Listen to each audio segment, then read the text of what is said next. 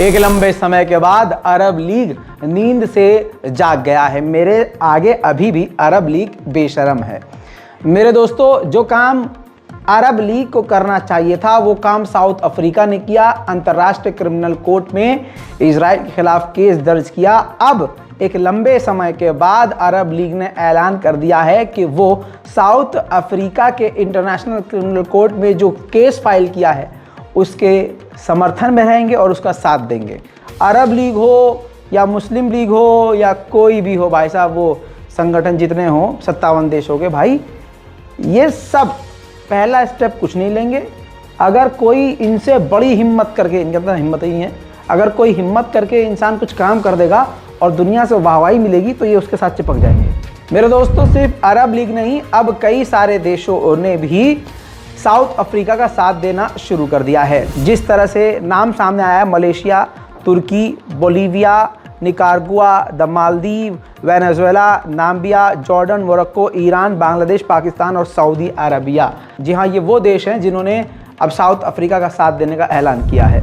इन सब के आखिर में अब इंडोनेशिया भी लास्ट में आकर बयान देता है और कहता है कि हम भी साउथ अफ्रीका के साथ हैं और उसका साथ देंगे।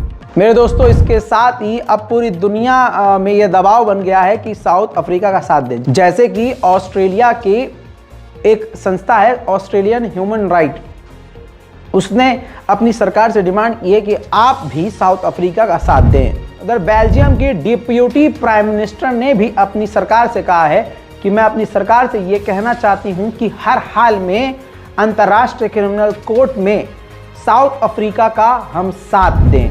वहीं दोस्तों, स्पेन की फॉर्मर सोशल राइट मिनिस्टर ने भी अपनी सरकार से डिमांड की है कि साउथ अफ्रीका का साथ दें। दोस्तों, बहुत बड़ा प्रेशर अब इजराइल पर बन रहा है। En el día de hoy hemos hecho llegar una carta al ministro de Exteriores y también al conjunto del Gobierno para pedirles que de manera pública y también jurídicamente respalden esa iniciativa de Sudáfrica para llevar a Israel ante la Corte Internacional de Justicia, que, como saben, es el máximo órgano judicial de Naciones Unidas, por el delito de genocidio. Nos parece que es absolutamente fundamental que España, que es parte firmante, uno de los Estados parte de la Convención sobre el Genocidio, actúe como nos obliga esa convención y se... दोस्तों, south Africa ने सबसे बड़ा कदम उठाया है Israel के खिलाफ। अब इसका असर ये हुआ है कि इजराइल और साउथ अफ्रीका के बीच ट्रेड यानी खरीद फरोख्त बिजनेस का भी सारा काम ठप हो गया है, बंद हो गया है। उधर में दोस्तों, जॉर्डन, फिलिस्तीन और इजिप्ट ने इजराइल को वार्निंग दी है कि दोबारा से गाज़ा पर कब्जा ना करें और ना ही गाज़ा के अंदर कोई सेफ जोन बनाने की हिमाकत करे। ताज़ा सरकारी रिपोर्ट के मुताबिक जो इजराइल एक्सेप्ट कर रहा है, 186 इजराइल के सैनिक गाज़ा में अब तक वासिले जहन्नम हो चुके हैं। मेरे दोस्तों, इजराइल की सेना ये दावा कर रही है कि हमें पूरा उम्मीद यकीन है कि खान यूनिस के इलाके में यहिया अंसनवार टनल्स के अंदर मिलेगा। आपको तो पता ही है कि अमेरिका के विदेश मंत्री मिडिल ईस्ट के दौरे के बाद इजराइल पहुंचे थे। अब खबर यह है कि इजराइल के प्रधानमंत्री नेतन्याहू से जब ब्लिंकन की मुलाकात हुई तो ये मुलाकात भी काफ़ी टेंस वाली थी। इसको हिब्रू यानी इजराइल की मीडिया खुद कह रही है कि मुलाकात काफ़ी स्मूथ नहीं थी, दोनों के बीच तनाव, एक तरह से झगड़ा नज़र आ रहा था। इसके बाद ब्लिंकन सरप्राइज विजिट पर बहरीन पहुंच गए। कोई प्लान नहीं था, लेकिन अमेरिका के विदेश मंत्री बहरीन पहुंच गए।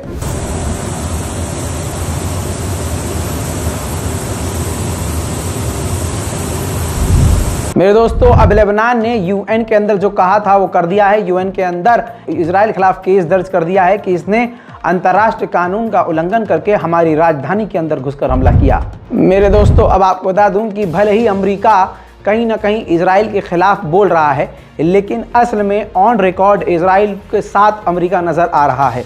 यूएन के अंदर एक बार फिर से अमेरिका ने कहा है कि हम सीज़ फायर की डिमांड नहीं करते और ना हम चाहते हैं कि सीज़ फायर हो, क्योंकि अगर सीज़ फायर हुआ तो हमास को फ़ायदा पहुंचेगा और जो सीज़ फायर की बात कर रहे हैं, जंग ख़त्म करने की बात कर रहे हैं, वो हमास का विरोध नहीं कर रहे हैं। वहीं इजराइल के लॉ मेकर ने फिर से विवादित बयान देते हुए कहा है कि गाज़ा को जलाकर राख कर देना चाहिए।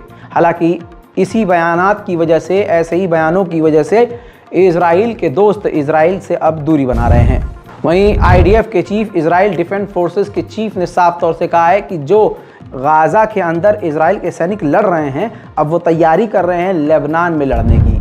अमेरिका का एक दूसरा स्टेट सेंट फ्रांसिस्को, वहाँ के पार्लियामेंट ने अनाउंस कर दिया है, बिल पास कर दिया है कि वो सीज फायर करना चाहते हैं।